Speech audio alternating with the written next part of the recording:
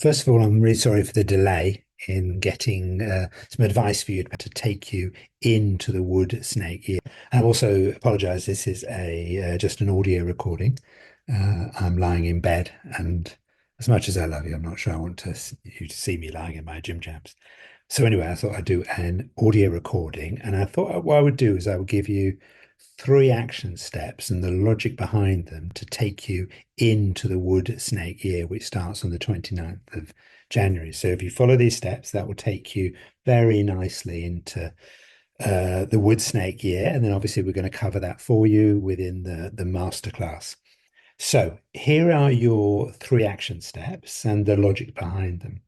So the first action step you really need to do is to keep it steady and to be kind to yourself. We've got some really fast years ahead, and there is a sense that you need to get up to speed to make the most of it. However, this is a really slow and muddly start to the year, and that can cause some frustration, feeling like you're really not getting up to speed or you're missing out. And it may be that you're tired, unmotivated, unclear, or perhaps feeling that you're just going to miss out on something. First thing is, don't worry about that. This is meant to be a slightly slow, muddly start to the year because it's making you reflect on quite a few things you might want to sort out during the year or release and let go of to help you get up to speed. And we're going to talk about speed later. So just keep steady with that, which is what I'm saying, keep it steady. And last month, I reminded you, I mean, you know this, we're going through a massive amount of change, both internally and externally, with old systems and structures collapsing and falling away. It's really one of the most extreme forms of change in the last 100 or 1,000 years, really. And that can get really kind of messy and muddly. I also talked about being in the soup. Similar to when a caterpillar goes into a chrysalis and dissolves into a soup before the imaginal cells build up, and you can start to become a butterfly. And we are in the soup at the moment. So this is an aspect around keeping it steady and being kind to yourself. So let's break that down a little bit more for you with kind of three things I would suggest you do within this keep it steady and be kind to yourself. So the first one is to take just micro or small action steps. Just do something to feel like you're moving forward. That will really help with the wood energy. And also kind of like celebrate it, which help move into that kind of fire energy, but just get some movement going and it will help break the stagnation of all that wood energy and really is slow and steady wins the race. The second thing within this keeping it steady and being kind to yourself is to reflect on what you're proud of and what you've done well. And it's all too easy to beat yourself up for what you haven't achieved or what you haven't done. And that really isn't going to help anyone. And it's not going to help yourself. And as we've talked about before, your future self is built on the foundation of how you feel about yourself now and in the past. And if you're going to be really hard on yourself now, or in the past, then you're not setting yourself up for to be a good version of you. You're not setting yourself up for the future. So take it steady, be kind to yourself. And the third within this subcategory of keeping it steady and be kind to yourself is to really be okay with who you are now and what you have. Now, I don't mean you can't dream or want more or have aspirations, but just kind of settle in to think I'm okay how I am now. Uh, uh, uh, sorry, I suddenly got a bit muddled, which is kind of what I. It's basically just don't wait to feel good about yourself or think I'll be happy when I have achieved X or Y.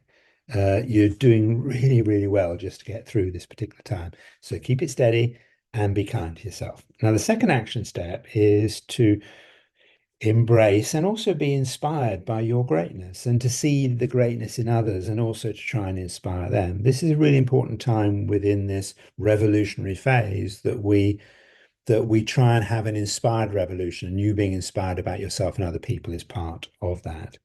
We're all creating our future, and we've all got a part to play in it, both within our lives. And essentially, it's that everything that has come before you and in your life has led to this moment, which is kind of why you want to kind of appreciate your past. So all your successes and all your failures have given you gifts and wisdom. And then you've got those God-given gifts as well that you've got.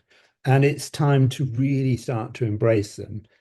Um, and I know there are lots of different ways to understand our greatness and what's good and wonderful about us. And, of course, I'm a fan of the vitality test. So again, those energies are going to tell you what is wonderful about you, what's good about you. And it is time to really allow yourself to see those in the fullest extent. It's about why I've been running the various different programs and why we've got becoming the energetic architect of your life, starting at the end of the month. And that's really looking at your strengths and your energies and stuff like that, and also the structures you would need to do well. So have a think about that one, but really recognize your greatness, feel inspired by it, inspire other people, and don't get formed into the trap of not thinking you're not good enough. You see, one of the things we've got as we head into this wood snake year, not only will it create this inspired revolution, but also be the best time in your life to release yourself from limiting beliefs, or think of it as the snake kind of shedding its skin. Some of that things that no longer serve you, they shouldn't be there. Okay, so let's look at action step number 3. So that we've just done, embrace yourself and be inspired by your greatness, and do that for other people. Cheer them on. So what's action step number 3? And this is one that we've seen before, and this is uh, don't be drawn into the drama. As we head into the wood snake year, there will be lots and lots of drama in your inner world, in the outer world.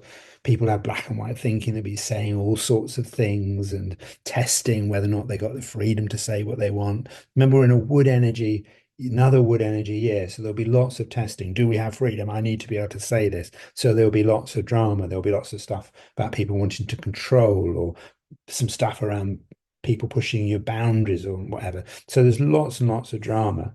Um, so don't get drawn into the drama and let your energy be pulled down to it. It really is the nature of change that uh, often people object to change, and there will be polarized views, black and white thinking.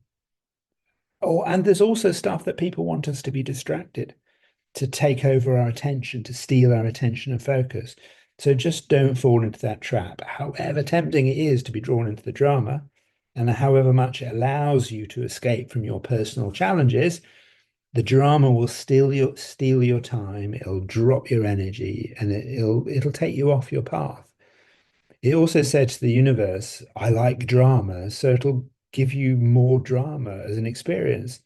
So keep it steady, be kind to yourself, number one. Embrace your greatness, really try to see that and inspire that in other people, and just don't be drawn into the drama. Just observe it and see it for what it is as part of the change. So I hope that advice for running into the beginning of the wood snake year is helpful. And I apologize, I have not been on top form, and I hope this has been helpful for you, even though it has a little bit of a I made a bit of a muddle in the beginning, middle. Okay, that's it. That's me done. I'm off to bed. Bye.